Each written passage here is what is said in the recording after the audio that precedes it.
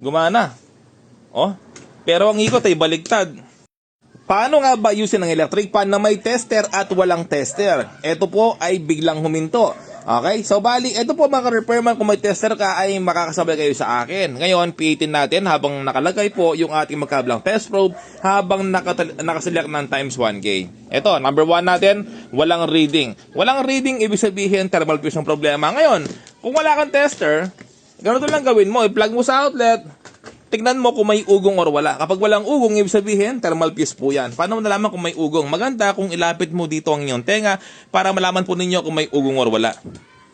Wala nga, walang ugong. Okay, so gagawin po natin ay ganito. Paano mag-test ng motor? Kapag kasi walang ugong, may possible na thermal fuse or motor ang problema. Kaya dapat, testerin mo muna bago ka magpalit ng pyesa. Okay? Yan, ano bang araw ngayon? January... Ayan, so hindi po ulit-ulit yung ating mga vlog, no? Sabi ng iba, ulit-ulit lang. January 13, 2026. Yung pong araw ngayon, no? Kaya ako po sinabi para, ito po yung mga video natin, laging bago, no?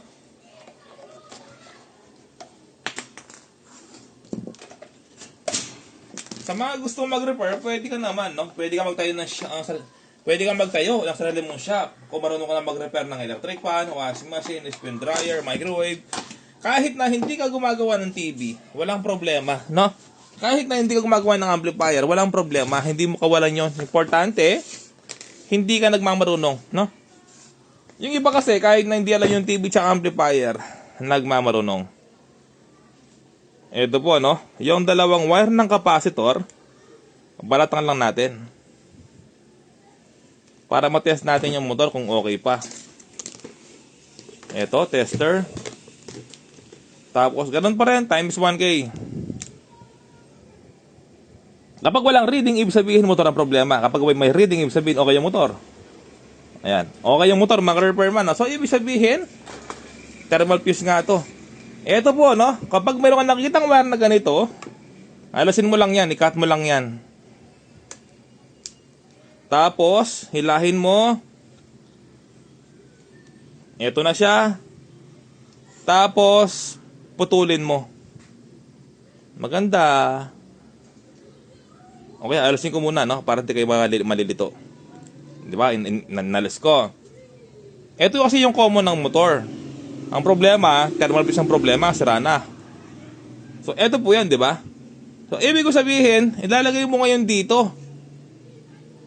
Ilalagay mo sa isang wire ng capacitor.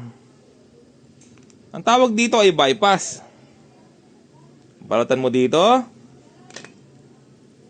Biglang huminto yung electric fan, kadalasan thermal fuse. Kasi nga overuse, maghapon, magdamag, ginagamit, walang patayan. Masisira nga kahit bago yung pyesa.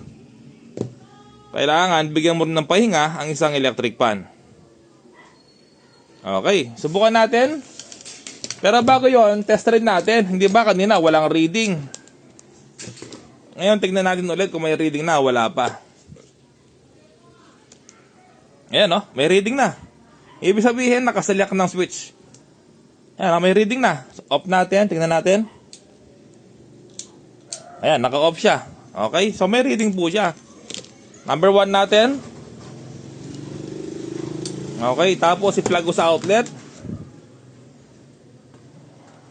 Ayan, gumana, oh. Gumana. Oh, pero ang ikot ay baligtad. Kapag ang ikot ay baligtad, dapat ang ikot pa clockwise, pa kanan. Pero ang ikot niya, pa kaliwa. Kapag baligtad, ilipat mo lang dito. O, di ba, mga repairman, ang dali mag-repair ng electric fan? Ilipat mo lang dito.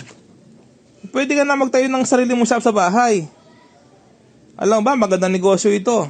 Bumili ka ng pyesa online, itinda mo sa shop mo. Basta't marangal na trabaho, dun po tayo. Hindi lang yun, kapag gumagawa ka ng electric fan, washing machine, bluetooth speaker, sarili mo yung oras mo. Wala kang boss kasi ikaw yung boss. Eto, nilipat ko sa kabila. Ngayon, subukan natin. Plug ko sa outlet. Ayan, umikot na, tama yung ikot niya, clockwise. Maraming salamat po.